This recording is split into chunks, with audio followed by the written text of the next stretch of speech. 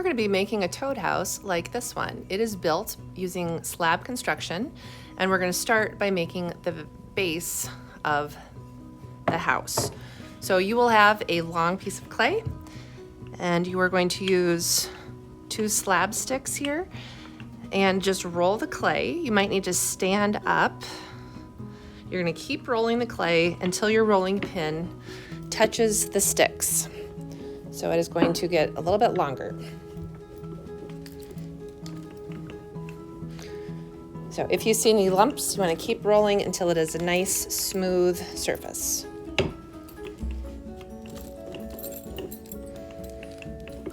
Once you're done, pass the sticks to a neighbor at your table, and then you're going to be using this pattern to cut out your toad house. My favorite tool for cutting is just simply the popsicle stick. So I'm going to cut this. Then we're going to save our scraps. So put the scraps to the side. That'll become the roof. And before you go any further, you can decide, do you want any pattern on your wall? So this is going to be turned into a cylinder, and that will make the wall of your toad house.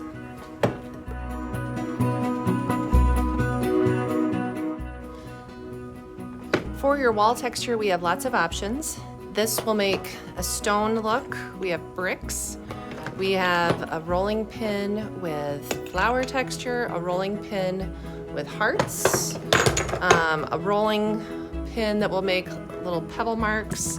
Some of these are better for designs for a roof. Like I would say all of those are better for a roof. This one could be cool. It looks like little stones. That would be a roof probably. Bricks, roof, roof. So a couple different options. I have started stamping with the large stone stamp. So you don't want to press so hard that you're going to make your wall really thin, because then it won't be very strong, but we need to press hard enough to get the design in your clay. I'll go right to the edge, and then your next step is to turn it into a cylinder. So I'm going to carefully put that up, and then I'm just going to smudge over the crack so that I cannot see where the clay comes together. So if you can see inside there, that crack is pretty much gone. And then on the outside, it's a little tricky with the design. There we go. While you've got the stamp, you could fix anything that you smoothed over, and then please return the stamp so someone else can find it.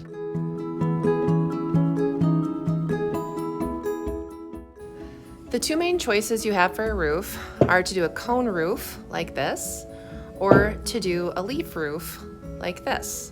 The leaf is a little easier, and I'll explain why.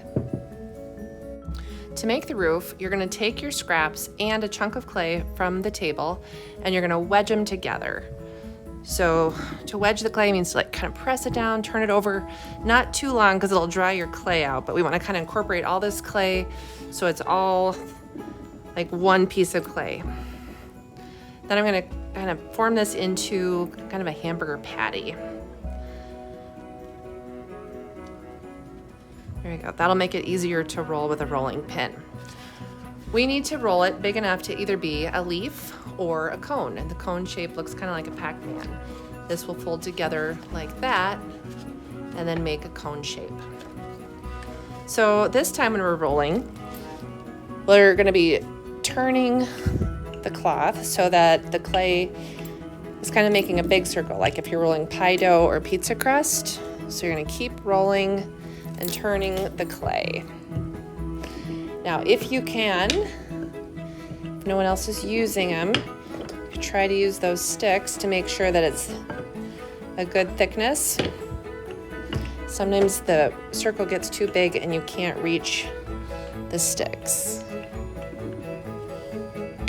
we go. We don't want it too skinny or the roof won't be very strong. So if I'm going to do a leaf, I would simply cut the leaf out and then put this on and attach my roof. So the whole thing can stay on the table. That's why the leaf is a little easier. So I would cut this out and then attach the roof. If you want to use the cone-shaped roof, you would cut out this shape. And for the cone, you might want to do a design on it. You could draw something on it later or put stamps on it. If you notice this one, I added flowers. So I had a smooth roof, but then I added designs on my leaf. After I made the leaf and flipped it over, then I drew the lines on the leaf. So here is my cone-shaped roof. And one of my favorites for the roof is this swirl. I think this also looks really good. If you use this, you roll it one time, press hard, because if you roll it, here I can show you on a scrap. If you roll it over and over, and I press hard. Ooh, this is making it kind of, that kind of made it stretch. But if I roll it over and over, it won't line up again. So this one is a swirl. I'm gonna just kind of all over stamp this. Turn it a few times.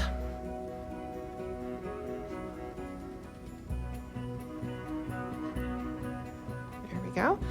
Then, to turn this into a cone, I'm going to just go like this and close up that seam. There we go. And then when we're attaching the clay, sometimes a coil works really good. Let's see if I can line this up and stamp there. So with these, if you have any skinny scraps like this, that's a really easy way to make a coil. And so if you remember from 4th grade when we made our coil pots, I'm gonna roll this out and I'm gonna use that to help me attach the roof to the wall. So I can't set this on the table because it will not be a cone anymore. If I do, it'll go flat. And I just make sure that inside's attached as well. So you're gonna carefully hold the roof in your hand and check and make sure that that looks like it's straight. I think it is. Okay, and if you can reach and attach, you could. Otherwise, what I like to do is put a coil of clay inside. See that? And then I'm going to smush that coil and it will attach the wall to the roof. This is the trickiest part. Kind of have to rotate, smush without flopping the whole thing apart. So I'm carefully just rotating, smushing the coil.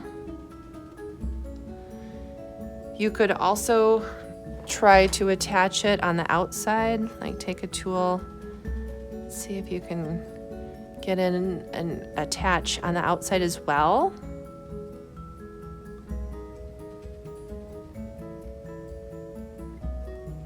If you have a leaf roof, all of this would be done while the clay is just sitting on the cloth, and you'd put a coil in there and attach the leaf to the wall.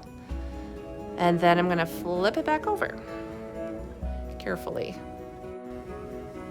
I also have a leaf roof now, so same thing, I had it on the table and then I attached it. So a little easier to attach because the whole thing can just be on the table.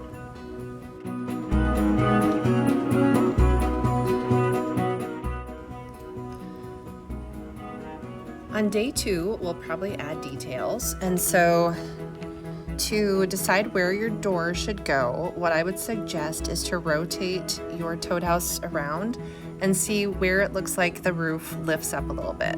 So I kind of felt like right there the roof was lifting up. That might be a good spot for the door. And on a leaf roof, I would suggest having the leaf go to the side. Maybe this could dip down a little bit, or if you wanted to have the door like slightly under the leaf, but I wouldn't probably put it like right here where the tip is or where the back of the leaf is. And if you didn't put a stem, you could consider putting a stem, but I feel like that doesn't feel like a spot where the door would be. We're going to be using a wire tool. for the door, and you're just going to press in and cut the door out. And you can decide if you like a square door or if you want a rounded door.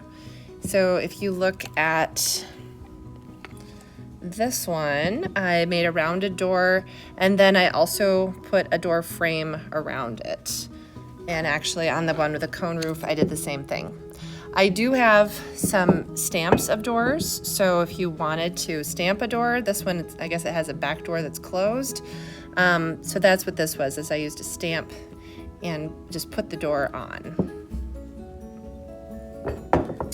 So from after your initial cut, you'll want to smooth the inside, or you could shape it in some way if you wanted. If I keep that one a square door, since I don't have an example of a square door.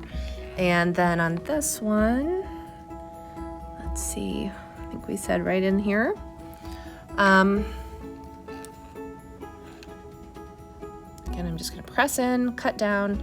So then if I wanted it to be more of a rounded door, I would just cut that.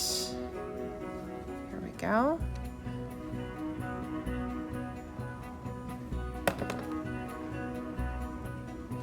So then any other details, like if you wanted to put a door frame on, you're going to be rolling a coil, and then if I put this on here, making sure that everything is attached. So if you remember making our coil bowls before, here we just need to smudge the clay so that I don't see the line where those two come together. So I'm just going to smudge the clay, and I can always reshape it. There we go, because I want that to be nice and smooth. Great. Or another option could be just to put like a door sign above your door. So maybe I'll just take a flat piece of clay, and then I could put this up here to put a name on. So to attach this, I'm going to scratch the surface and scratch the surface. And on day 2, you'll probably want to use slip. So that is clay mixed with water. You could use a brush, or you can also just use your finger if you can't find a brush. Use an old brush, please.